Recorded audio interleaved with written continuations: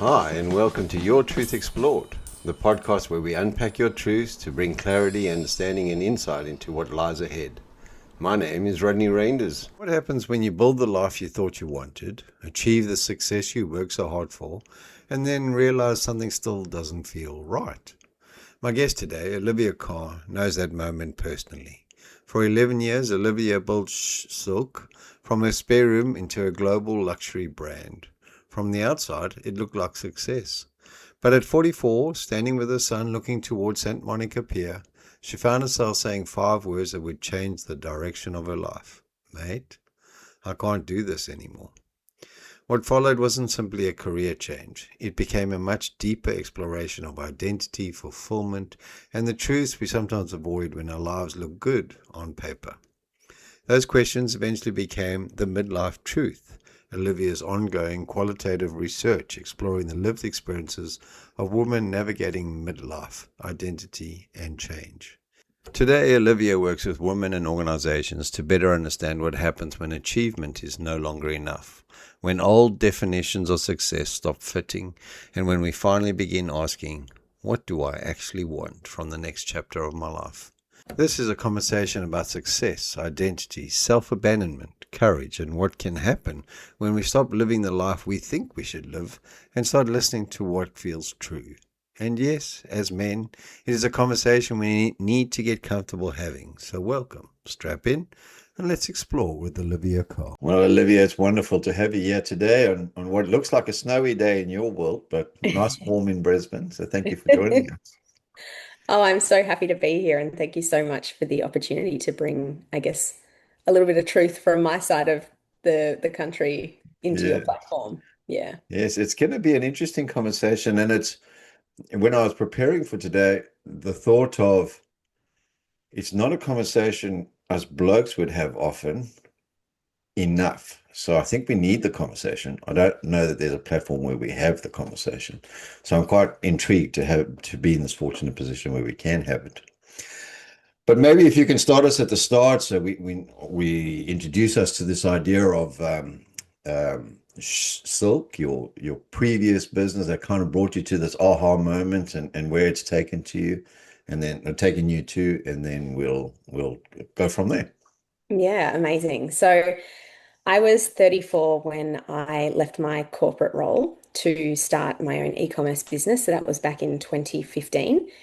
E-com back then, 11 years ago, was just this sort of new thing that people were like, oh, it's there. We're not sure how big it's going to be. And at the time, I was working for one of the largest retailers in the country, Pacific Brands, who are now Hanes.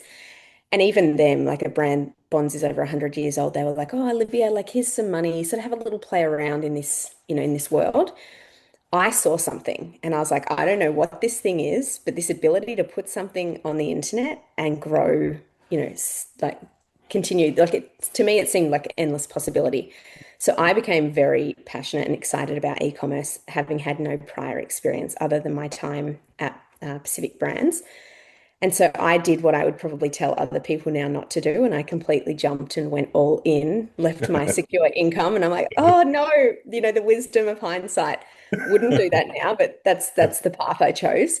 And so I went all in, very optimistic, and then realized, oh, it's not as easy as it's, just put a website up and all the things. But look, there's so much to the story of the 11 years of that journey. I was very creative. I didn't have huge budgets, like retailers do.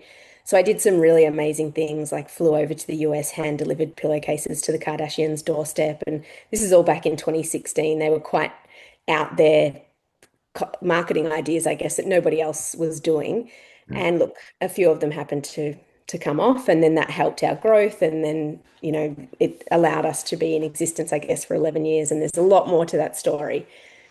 But I guess an important part for me as a woman who's this Thursday turning 45, starting a business at 34, I didn't have to worry about my hormones. I didn't have to worry about this thing called perimenopause that, to be fair, I'd never heard of.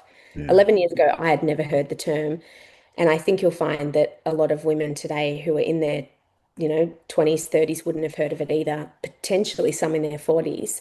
It just wasn't a topic or a medical issue that was really spoken about. And yet it's something every woman or person, with the uterus goes through. So what started to happen for me in the last few years is I just noticed like things were becoming harder, like harder in the sense of not the work was like work's always hard. That's just the cost of doing business, right? But things in me, like the motivation was changing. And as someone who's like had a business since I was 5 years old, like I'm such an entrepreneur at heart, that was really challenging for me to understand like what is going on. Like, and I felt really alone. Is it mental health? Like, what the hell is going on? And it wasn't until I had an opportunity to launch a brand and set up a new business with some investors in Sydney that was actually around perimenopause that I started to get an opportunity a year and a half ago to take a really big deep dive into, I guess, the more medical side of perimenopause. And then I realized, oh God, rage. Like rage actually was the first reason I self-identified as being in perimenopause because I'd recalled a year and a half ago putting a post up on my Instagram being like, why am I like wanting to scream at my children and I'm not that mum? I wasn't, but I had this internal feeling of like, I just want to scream if the dishwasher's like not emptied and this new experience as a woman. And I just sort of shared it as a bit of a joke online, being like, what the heck is this? Like, I feel like this angry, like, woman. And it was like a year and a half later doing this research that I was like, whoa, hang on a second. I need to dig deeper here. Am I in perimenopause? Went to the doctor, had a few conversations, and realized, yes, I am. And that's really challenging because I am a sole parent. I was running a global business at that time. That particular year, I'd traveled to 12 countries. Like, there's a lot of conversation around burnout in the workforce. Yep. For me, I don't think it was burnout. I think I was going through the largest physiological change in my body. I'm still going through it. Yeah. Adding on intense workload, parenting, what we now call the invisible load, Yeah. it feels like burnout, but it felt like I was breaking. And eventually, December last year, I was in America with my son for work, and I just was standing outside the Santa Monica Pier, and I just looked at him and, nearly burst out crying and said, mate, I just can't do this anymore. And I didn't know what this meant, but Yeah. I just knew I couldn't keep going. And then that was the beginning of this year that's been a huge year that I'm sure we're going to get into and how the, Yeah. the midlife truth came to be. Yeah. Well, that's that. So my takeaway from that intro, Olivia, is the awareness, so as you were speaking, I was thinking I was in a social circle with a couple of mates, couples, and this subject came up. And I remember us blokes going, I feel like we need to know more because we're in it, but we're Mm. not in it. Like we're not experiencing it, but our partners certainly are. And so there's this, not sure how to navigate it well. So yeah, yeah, it's interesting. Teach me. It would be Yeah. wonderful. And it is such an important like point is that the hardest thing I think for say in a coupled relationship, and I'm talking here now like, male, female, Yeah, is that often the woman doesn't understand herself what she's going through. And so therefore the partner has absolutely no idea how to identify what she's yeah, going through. yeah, The sad thing is, the largest cohort of divorce right now is 40 to 49, and it is women driving the divorce. That is also the peak of perimenopause. And I mm, have a strong belief with the research that I'm, undertaking at the moment, that a lot of that isn't because people want to get divorced necessarily. It's because they don't know how to navigate, I guess, all of this that's going on. And therefore, if the support at home isn't there, yeah, truly, it feels as though, you know what, stuff it. This is easier to do alone, which is, yeah, I'm also an advocate for not advocating for that. yeah, But we have a huge mountain ahead of us of awareness for yeah. both the women and the partners at home and the kids. And the kids, yeah, Because you think about the average woman going through this right now who's 47, 48. She's probably got, young to teenage children. They're going through hormonal shifts. yeah, She's going through hormonal shifts. And now we've got what's called, like in research, the sandwich effect. She's yeah, likely caring for parents and she's stuck in the middle. So this woman is just feeling like she's got zero left in the tank, and it's just the perfect storm for, in this case, divorce, where it's just too much.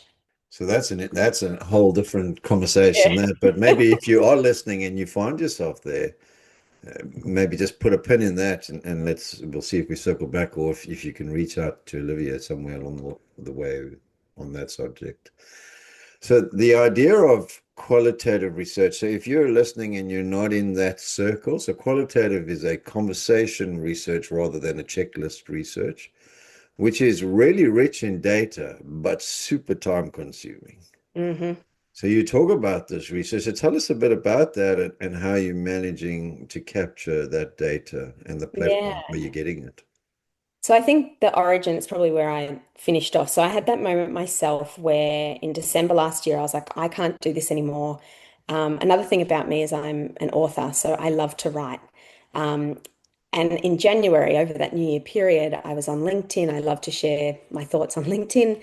And I wrote a piece, and it was a very honest piece. In hindsight, it was probably a little bit silly given I had shareholders in my business to put this piece up about, I can't do this anymore. Because if people are not curious to see what does that mean, it can create a snowball effect, but that's another story.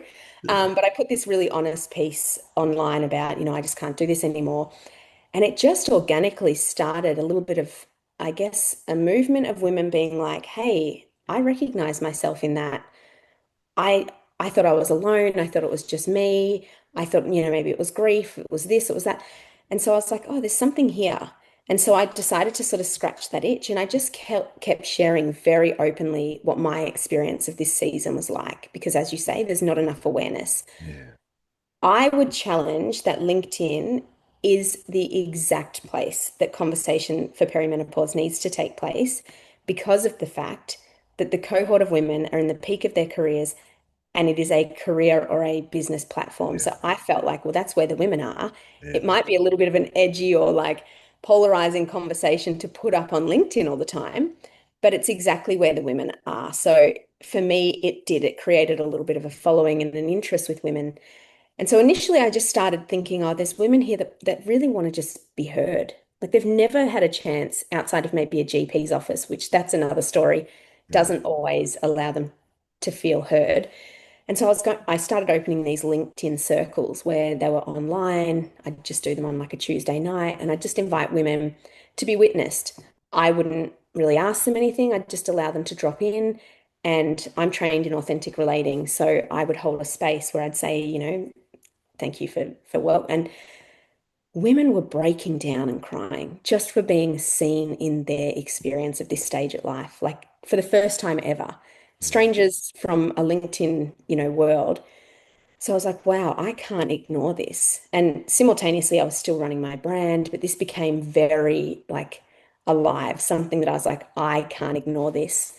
And so that sort of just slowly started like my curiosity around what would happen if I just asked women if they wanted longer conversations, one-on-one conversations, and I call them witness conversations. So I don't steer the topic. I pre-frame it, letting them know that, my intention is to write a book called Midlife Unfiltered, where I share and capture women's real stories from around the globe of this season of life. Because the other issue we have at the moment, love it or hate it, social media is amazing, but it can really start pushing certain topics. So if a company wants to sell supplements to women in midlife, you will hear every supplement under the sun that you need to take, and no one is opening up the conversation of what the woman is experiencing, irrespective of their supplement stack, right? A supplement's not a miracle cure. And I'm just choosing supplements here because it's one of many things that are sold to women in this stage of life. And I was like, there's a missing piece here. We all know the controversy that has existed in the past around HRT for women and a very outdated study. We all know that women should be lifting more weights. We all know that women should be eating more protein. But is anybody listening or hearing what the woman's actually feeling? And it was a big missing gap. So I put this post up and said, I'm considering writing this book. I'm inviting women to take part in anonymous conversations. They're an hour long, and I just witness them in their experience. And it has not stopped. I've got like it got to the point where because a lot of these conversations can be quite heavy, because another part of this season of life, it is also the highest season of suicide for women. So if it goes undiagnosed and if it then, the hormonal imbalance can affect all parts of the brain and mental health and all the things, it can be a really scary and alone time for women. And I'm obviously holding these conversations. So I had to be a little bit more aware with my time. So I've, I only allow myself to do three a week now just for my own, you know, Excellent. care. Yeah, So sounds I've good. made it an ongoing project now, so it will continue to be ongoing. And then now my biggest challenge is I have like some very strong core themes that are emerging from the research. I've been doing it now for coming up to 6 months. And I really have a strong desire to take this into corporates to say, can we just open, like to your point, can we just open up the conversation? Can we Yeah, just have a very human-centered conversation around what is actually happening in your workplace, whether you like it or not? It's yeah, here, it's happening. Can we just bring some awareness so that there's more understanding and empathy to this season of life? But my experience of the research part is the easy part. mm, Getting in and then asking to have the conversation, it's a little stickier at the moment, but that's the mission I'm on, and I'm passionate about continuing to forge ahead with yeah. that. So you talk about these themes that are emerging. Are they quantifiable? Is that something you can tell us? What are the themes of? Yeah. So I think one of the most fascinating, and I have to say they're self-selected. So self-selected also means, women get to select themselves, and I'm not Yeah, really saying you must be, certain criteria. However, in Australia, in PE-backed companies, at the moment, nearly 60% of all women that I've spoken to that are PE-backed are being pushed out of their organizations in midlife, which, so can I stop you there? So if you private equity, mhm, so if you're listening, you go, what's PE? Private equity. Okay, sorry, Olivia. yeah, that to me is a problem because in our country, we're getting more and more, private equity firms buying up companies, either from, say, the US, coming over and buying some of our brands. A lot happening right now in the retail space because of obviously everything happening over here. Yeah, And to me, that's staggering. yeah, Um, the biggest piece that I really want to bring forward out of the workplace is that women are feeling as though they have no choice but to leave their employment because the support is not there. The conversation's not there. They are, especially post-COVID. So I've got a big piece around what's shifted since post-COVID and the expectation of this always on employee. yeah, And you've got these women who have all the invisible load. It's too much. Now, I just also want to say here that I'm not saying for a second that men are not experiencing any of this. yeah, My research is just focusing specifically on women in midlife, but I also hear a lot around the experiences of husbands, partners, and I'm not going to get into too much of a political debate today, but a lot of my research does really shine a light on the system. And for those that are maybe like, what does she mean by the system? I guess the structures in which things like our workplaces have been designed centuries ago, our hospital systems, our governments, all the things, they are actually not designed to really help you or I in this day and age. For the average Australian worker, they're not really set up for the humanness that we are. We now have much busier lives than our grandparents had. We have, different loads to look after. They're very outdated. yeah, yeah. Yeah, which is a big part of this problem. And it's probably, I imagine, one of the reasons that I get resistance from large corporates to be like, oh, if we just open the door on this issue, this is Pandora's box. Yeah. Listening to your story, Olivia, so there's the theme. It's getting quite a lot. So do I pack up the marriage? Do I quit the job? There's some very sort of solid lines in the sand. Mm, Are there any other solid lines in the sand that you can see or yeah. research? And what do we do in these kind of talk platforms? And I come from sort of a counseling and coaching background. And I do a lot of study. That's my thing. I study. And nobody has ever sat me down and said, Rodney, this is how you can help a Mm, 45-year-old lady sitting on the chair in front of you. Like I've never had that conversation. Yeah. So, being that we don't have years to unpack, what's the golden nuggets you're going to give a guy like me Mm, and guys that are listening that are intrinsically interested or invested in seeing the best of the employee, their wives, their friends, their all those other yeah. connections. But I just like I just what do I do? I don't know what to do. Yeah. I think I'll answer that, but the other hard line that is definitely a factor as to why women might be getting, like I put in quote, pushed out. I'm using that loosely. There's many things that sit under that umbrella, would be the biggest one that women during this season of life finally start speaking up. So the voice piece is a big one. So there is literal research that shows the changes that happen in a woman's brain during this transition. And perimenopause, I actually should probably explain. Let's go back to like 101 for a second of what perimenopause is, because a lot of people don't know this. Yeah. Perimenopause is almost like adult um, uh, this is actually part of perimenopause when you have a brain fog, when you absolutely forget what you're about to say. So, puberty, it's like adult puberty. So, for women, it lasts on average between 8 to 10 years. And it's when your hormones just naturally start doing their thing and they start shifting and changing and they go like this. Men are on this beautiful 24-hour cyclical, their hormones just, which is why you can get up today. You can go to the gym, you can go for a run, you can do the same thing tomorrow at the same time. You're quite cyclical beings on a 24-hour clock. Quite neat Thankfully. and nice. Yep. Women have always been traditionally on a 28-day cycle, almost like the moon. So our hormones have done a nice thing, usually over 4 weeks of the month. When you get to perimenopause, you go from this, a little bit more consistent cycle to this and your hormones. So yesterday, as an example, I was at the gym and I put up a thing on my Instagram and I was like flaked out on my gym mat in between sets. And I was like, oh, I don't know if my hormones spiked or, Oh. dropped today, but I am exhausted. And sure enough, today I start bleeding early and that's my body, it's out of whack. Yeah. So women will first identify that they're in perimenopause because their bleed cycle will start changing. So like me today, it's Yeah. annoyingly 3 days early, which is not usual for women. So I think it's important that men just and young men have an understanding that women are not on a 24-hour cycle. Mm. And I think the good thing about social media is a lot of younger men are starting to, you see these posts online, oh, how to care for my girlfriend when she's bleeding. They get the heat pack and they do all the beautiful things.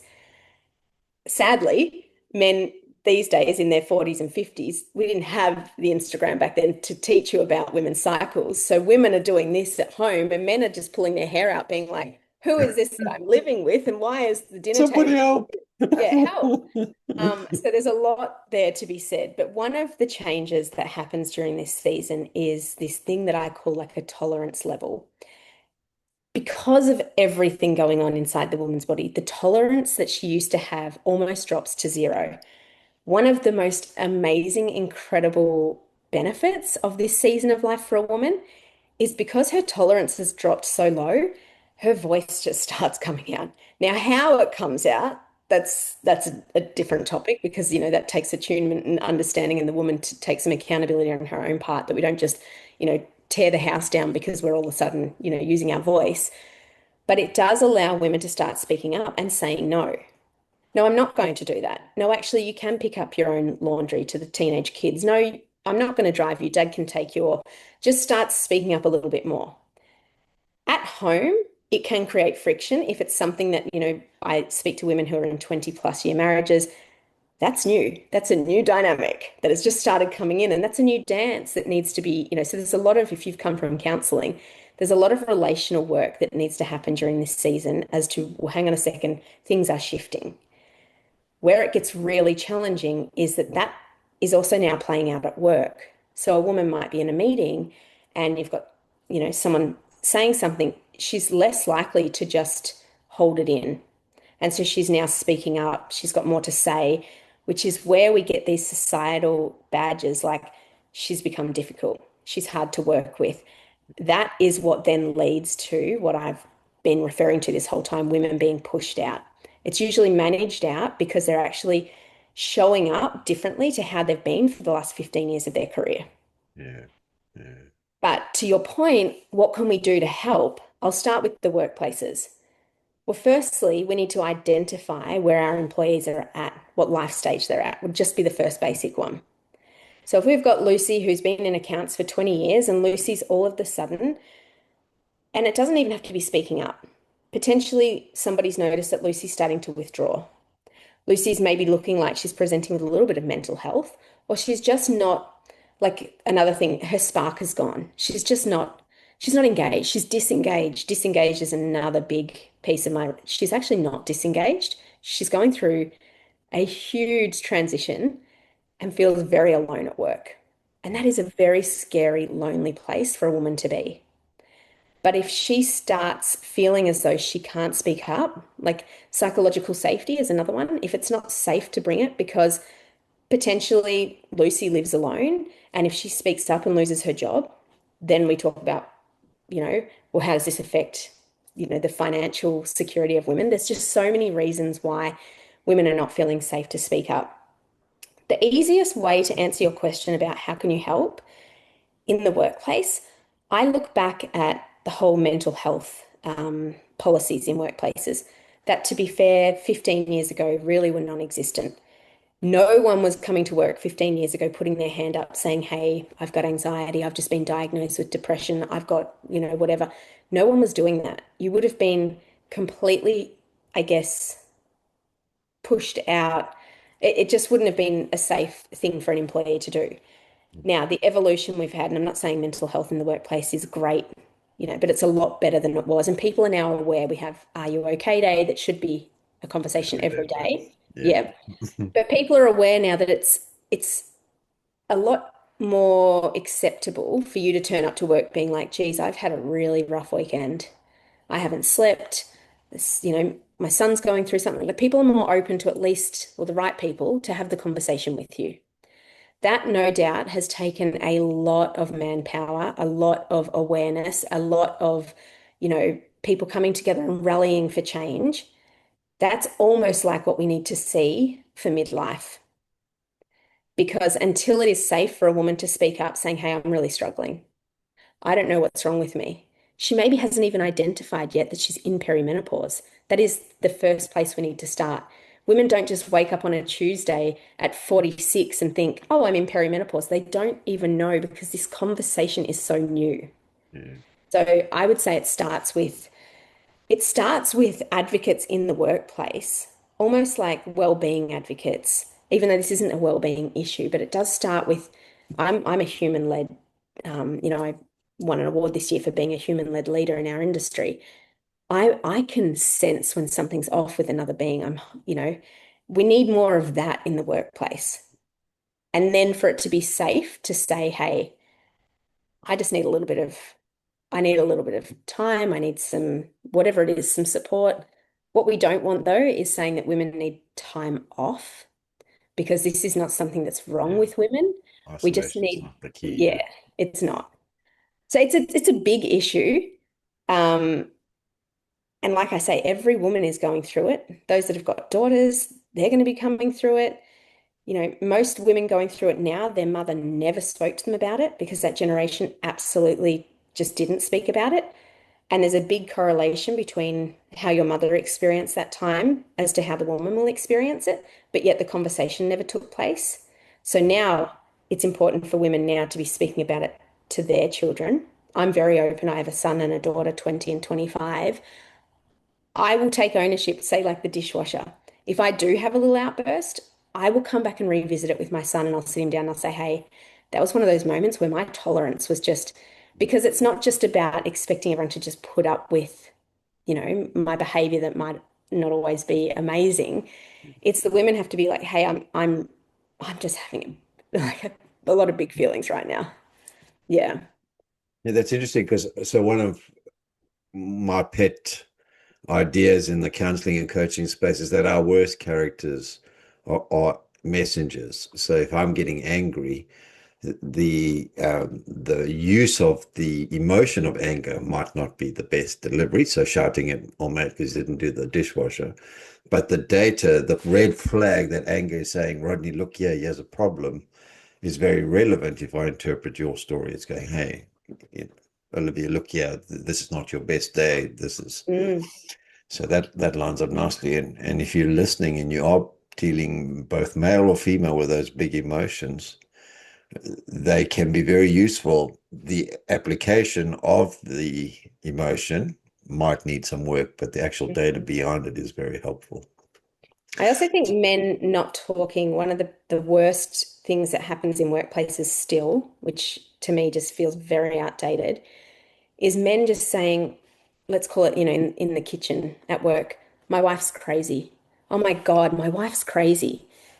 She actually might feel crazy to you, but it's really not helpful. Like, this is one of the stigma around midlife. If you look back at the history, like now we're talking like we're going back, Yeah, women were diagnosed with hysteria. And yeah, actually, going right back to the history, which I won't do today, of menopause, the way women were treated during that stage yeah. It was a was not mental great at health all, thing. right? Yeah, She was crazy. She was this, a lot of that still lingers. Hence why women in the workplace today will not speak up because she's the crazy one. She's, yeah, you know, no, she's not. She's not a witch. She's not any of yeah, this. yeah. She's That's a right. woman who's actually like in some like cultures, the wisdom that comes through this stage, she's the leader in the community. So Yeah, you just have to like, it's such a beautiful topic to research, like why kids are not doing studies on this at school and like, in yeah, older senior, why are we not looking at the history of what happens to, I mean, elders in our community and the way that older people are respected and not respected is another topic that needs to be, you know, really brought back into like these people are our wisdom bearers. So there's just a lot that needs to shift, and we're at the very beginning of it, and I'm just trying to yeah, bring truth to it. And yeah, yeah. That's cool. yeah, So, Olivia, if I can take you just a few steps back. So, we talk about the commercial approach. Have you got the next sort of tier? So, you've got the commercial approach. You've got what does the family approach look like? And then mm, what is the single mum who's doing life on her own? What's her approach? Yeah, and maybe when we get there, because my question there is, I know even in my circle of influence, there's ladies that go, I think there's something wrong, but I'm not really sure mm, what it is. yeah, Yeah, so where do they even go? I guess. yeah. So firstly, definitely go to the GP. I would say in my advice, so we have like a menopause society in Australia. You can go onto the website. I would actually suggest that women look for specialized. So the other part of this problem is that doctors receive less than 2 hours of study in their entire career on perimenopause and menopause. And Awesome. it, yeah. Really set up. So most GPs generally probably know as much about it as you and I say that really respectfully, Yeah. just because they never learnt it. However, there's some amazing practitioners that have gone on to actually, really study this season of life, and I would suggest that that's where you start. I would also say, as women, like one of the things that we just innately have is our intuition. If you go to a GP and because there's some terrible things that happen, you just get prescribed with antidepressants. I'll just go and take an antidepressant. If that's not feeling true, like if you're like, I don't think it's depression. Now, depression can definitely be a side effect of this, but Mm, it might be bigger than just taking an antidepressant. yeah. And I'm not saying that you don't medicate, but I'm saying if that doesn't feel like that's really fixing everything that's going on, choose another GP or speak up. You have to be a huge advocate of yourself in this season. Um, Trying lots of different things. Like I talked about supplements before. Like in all seriousness, sleep is 1,000,000% the worst thing that women will experience during this season of life. So actually, that's probably another way a woman would self-identify if you're now waking up between 1 to 3 and it's pretty much every night and you don't know why, and it's not just because you're thinking, like a good magnesium stack. So starting to research. There's so many books now. There's Dr. Louise Newson, I think her name is. So many amazing podcasts. Like you've really got to start almost like being your own advocate in this space because there's not enough. There's still not been a research study in the world on women for Yeah. this season of life, Yeah. which is crazy. But I would say it's just be persistent until you feel like you've been heard, which is the biggest frustration that women, like if you were to sit with 10 women, probably six of them would say to you, "Oh, my doctor wasn't listening. Yeah. I didn't feel heard. I got sent out with the pill." Well, the pill's probably not the answer. Like it's a band-aid to what's actually going on. Again, I'm not here to say yay or nay to women's choices with hormone replacement therapy, but I will say that there's a lot of research now to say that that study that was done over 20 years ago was outdated. Um, Research it, Yeah. speak to friends. The biggest thing that I hold in my private life is what's called circles and gatherings. So I hold free circles for women to come together to actually speak to each other. What are you doing? Oh, I'm seeing this naturopath in, blah, blah, blah, and I've tried this, or I'm doing this, or I'm doing this. Like speaking to women in your cohort will make you feel less alone. Support with other women during this stage is probably still the most effective form of, I wouldn't call it treatment, but it's Processing. definitely, yeah, it's definitely helpful. Yeah. And so if I'm listening and I fall in that category as a lady, how do I get to one of these circles? Like what is the process? Yeah. So I believe that a lot of women are not on LinkedIn or maybe can't be bothered speaking on LinkedIn. So I'm holding a big one via LinkedIn though so I do virtual ones on LinkedIn.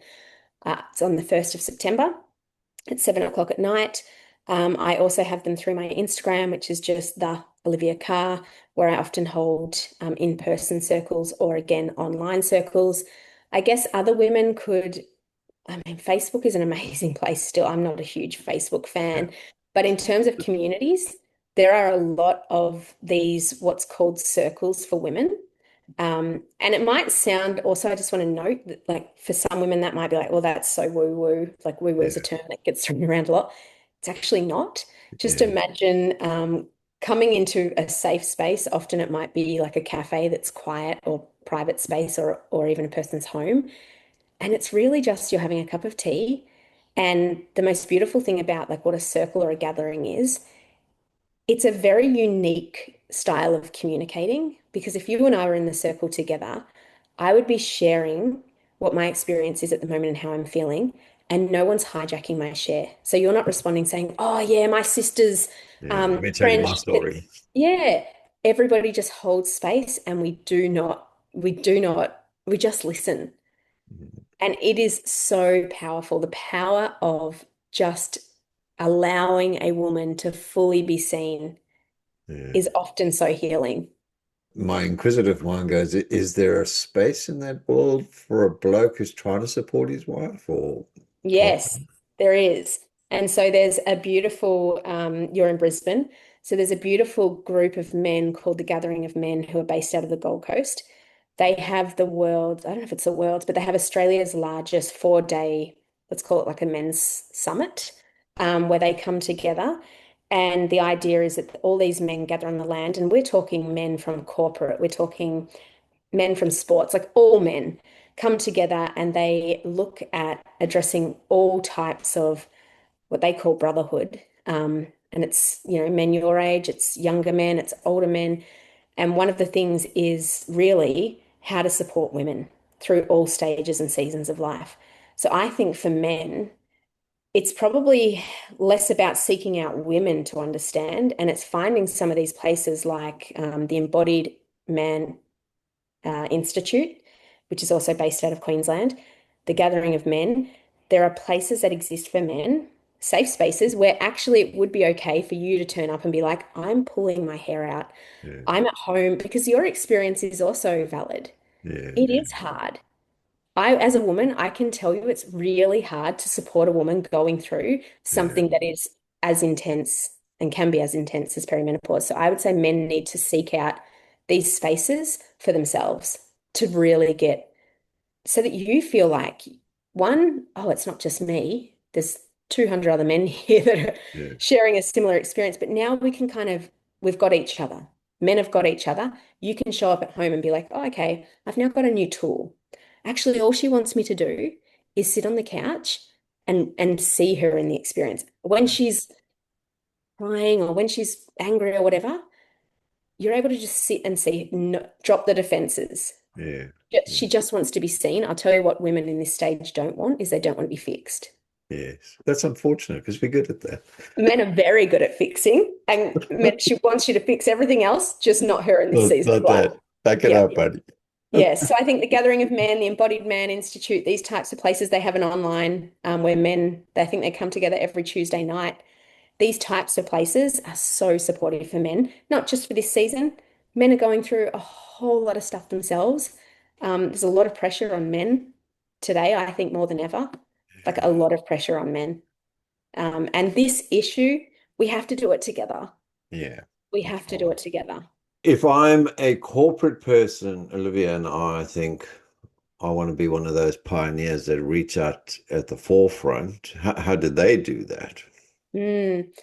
So I run workshops, and I think the first thing is just having champions in the organization and full transparency. If the champion is a male, a senior male, it's going to get a lot more buy-in from everyone. So we need one man, just one man to open the door and to Yeah. either have a conversation with HR or the head of people and be like, hey, I've seen this thing maybe on LinkedIn. It'd be really cool, because as a bloke, I really don't know much about this. And in our organization, there's a lot of women that seem like they would be going through, you can be Yeah. naive or Yeah. curious about it.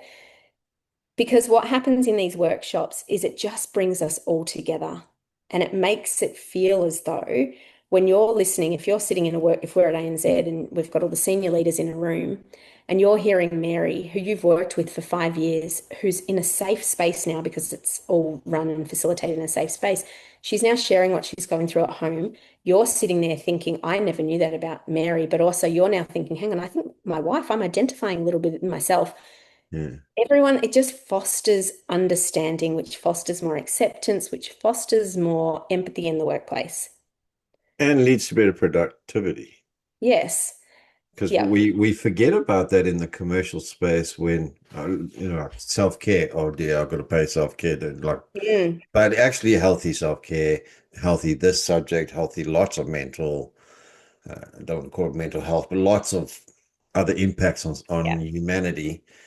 If we do them well, produce better producers. We Mm. can function better. We're more effective. We're more efficient. We're more productive. So it Yeah. makes commercial sense as well. And women are coming to their peak in this season of life. So this is the other part of my research that I'm really trying to bring out. I'm trying to debunk all the myths.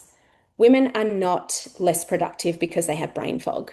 Yeah, Firstly, brain fog lasts like we just experienced it. You can put a time, maybe 7 seconds. I forgot, puberty, the word puberty. yeah, But 7 seconds when you're running a workshop at work and in your 7 seconds, you've got all your leaders looking at you, can then create, a lot of confidence issues because she's feeling like everyone's yeah. okay. If people in the room weren't even flinching because they're like, oh yeah, Sarah's just she'll be In a back. moment.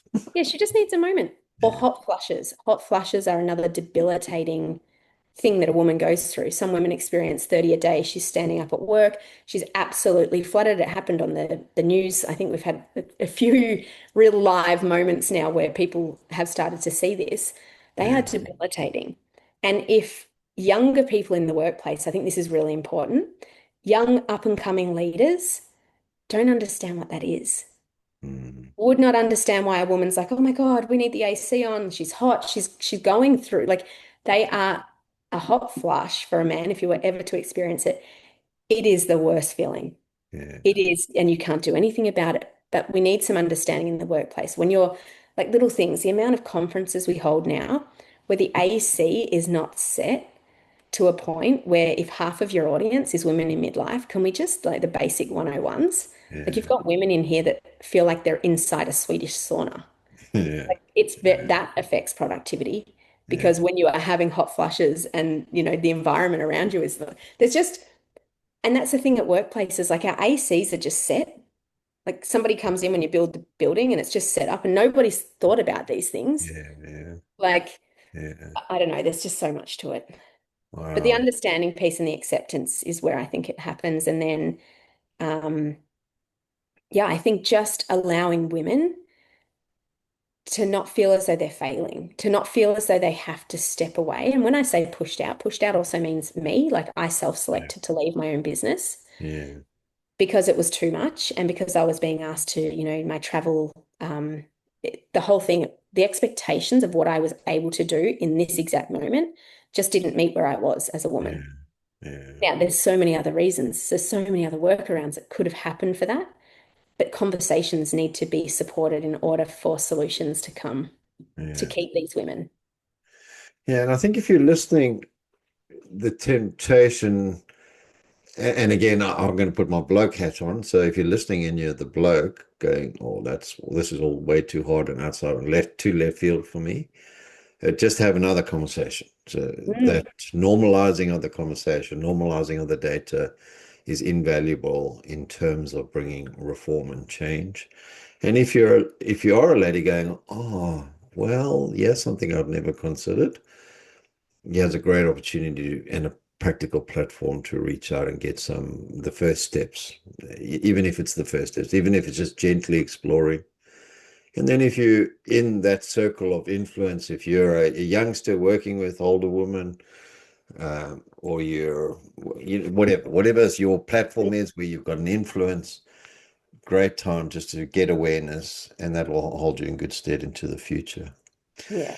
So with that in mind, Olivia, if somebody wants to have a yarn with you, get into your circles, connect with you, introduce you into their business, any one of the many options that are available, how do they do that? Yeah. So if you're a corporate or someone in a corporate, it's easy. My website is oliviacarr.com.au.